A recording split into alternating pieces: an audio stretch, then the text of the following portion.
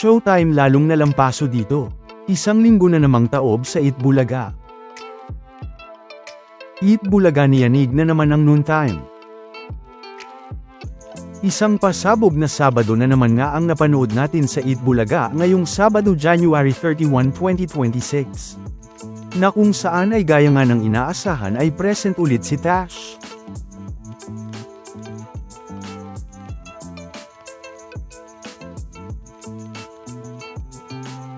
At napanood din ang opening prod number dito ng mga clones, gaya ni Lucky, Shane, Ruel at Mang Dominador.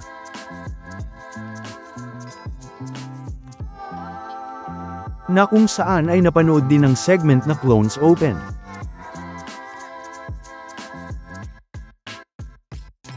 At syempre, ay gaya din nga ng inaasahan, ay wala si Bossing Vic Soto ngayong Sabado, dahil nga sa nangyaring renewal of vows nila ni Miss Pauline, na nangyari nga noong Biyernes January 30, 2026, na dahilan din nga kung bakit hindi live ang Eat Bulaga noong Biyernes.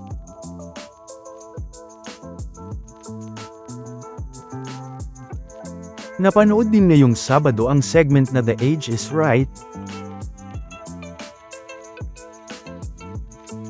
At syempre kasama pa rin natin ang mga sponsors dito, gaya ng KFC at Mr. Donut.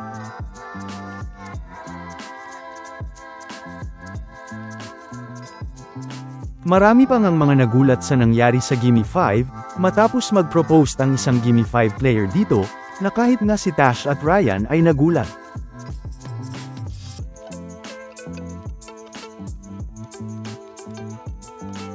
Na kung saan ay ginaya pa nga ito ni Alan kay Paulo, na kung saan ay makikita nga ang mga nakakatawang naging reaksyon nila dito.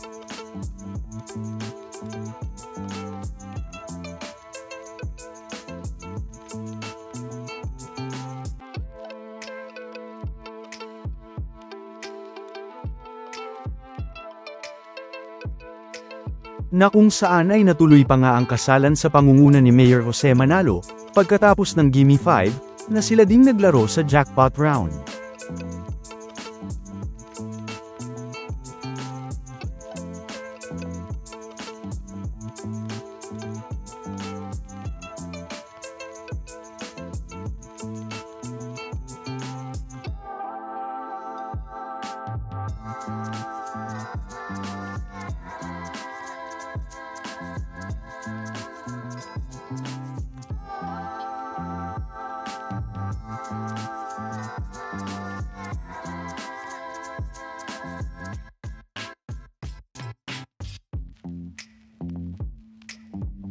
Samantala, muli na namang pinaramdam ng Eat Bulaga ang lakas nito, na kung saan ay isang linggo na namang humataw sa lakas ang Eat Bulaga sa noontime. Sa katunayan nga ay mula pa nga noong Lunes January 26, 2026, na kung saan ay 12:30 PM na nga nang napansin nating nagsimula ang YouTube livestream ng Eat Bulaga noon, dahil na late nga ito, ay makikita ngang kahit na late nga ang Eat Bulaga, ay umabot pa rin nga ng mahigit 86K ang dami ng nanonood sa YouTube livestream ng Eat Bulaga.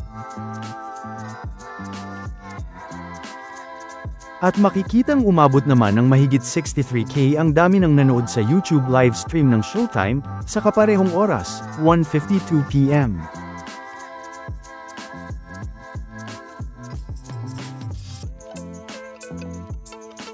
Noong Martes naman January 27, 2026, ay makikitang umabot naman ng mahigit 125K ang dami ng nanonood sa YouTube livestream ng Eat Bulaga.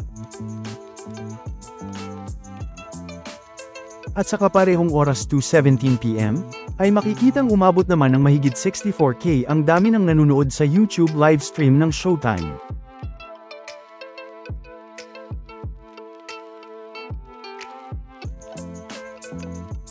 Noong Miyerkules naman January 28, 2026, ay makikitang umabot naman nga ng mahigit 124K ang dami ng nanonood sa YouTube livestream ng Eat Bulaga. At sa kaparehong oras 1:47 PM, ay makikitang umabot naman ng mahigit 87K ang dami ng nanood sa YouTube livestream ng Showtime.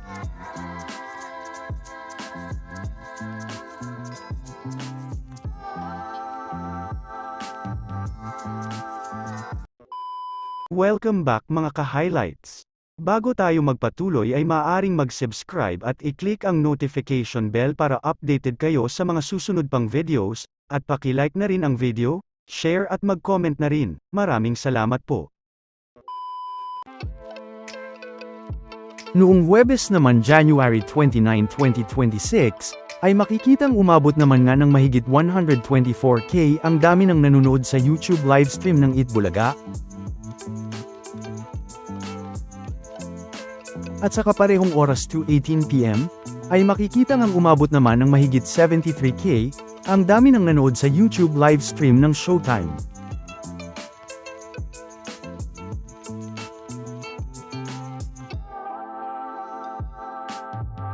At noong Biyernes naman January 30, 2026, ay makikita naman ng umabot ng mahigit 120K ang dami ng nanonood sa YouTube livestream ng Itbulaga. At sa kaparehong oras 2:16 PM, ay makikitang umabot naman ng mahigit 63K ang dami ng nanood sa YouTube livestream ng Showtime.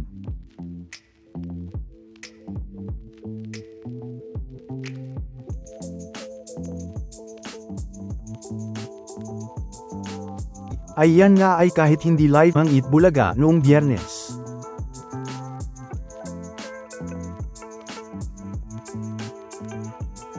Na talaga namang makikita nga dito, kung gaano kalakas ang Itbulaga, at kung gaano din nga kalakas ang mga legit The Bark ads, dahil makikita nga kung gaano kalaki ang lamang ng dami ng nanonood sa YouTube livestream ng Itbulaga, kung ikukumpara sa dami naman ng nanonood sa YouTube livestream ng Showtime.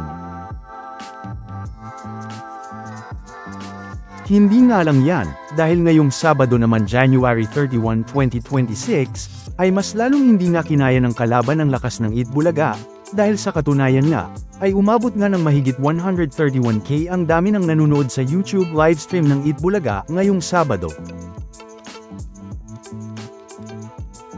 At sa kaparehong oras, ay makikitang may mahigit 52K naman ang dami ng nanood sa YouTube livestream ng Showtime.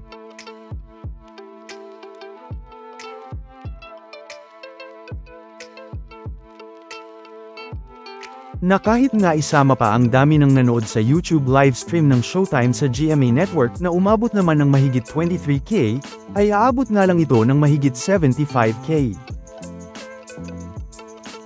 Na makikita ngang kahit dalawang YouTube livestream na nga ng Showtime ang pinagsama, ay hindi pa rin nga ito sapat para matapatan ang lakas ng Itbulaga. Dahil kung isasama naman ang dami ng nanood sa YouTube livestream ng Itbulaga sa TV5, na umabot naman ng mahigit 14K, ay aabot na nga ito ng mahigit 145K, na lalo na ngang tambak ang Showtime dito.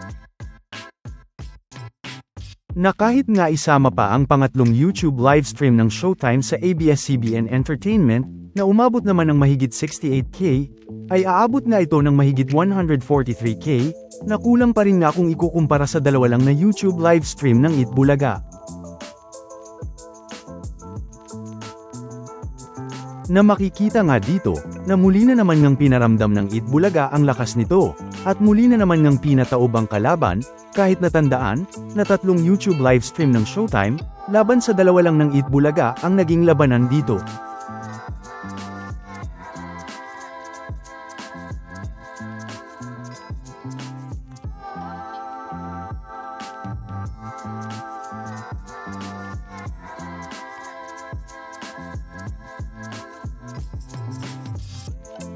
Samantala, ano naman ang mga masasabi nyo patungkol sa mga napag-usapan natin sa video na ito?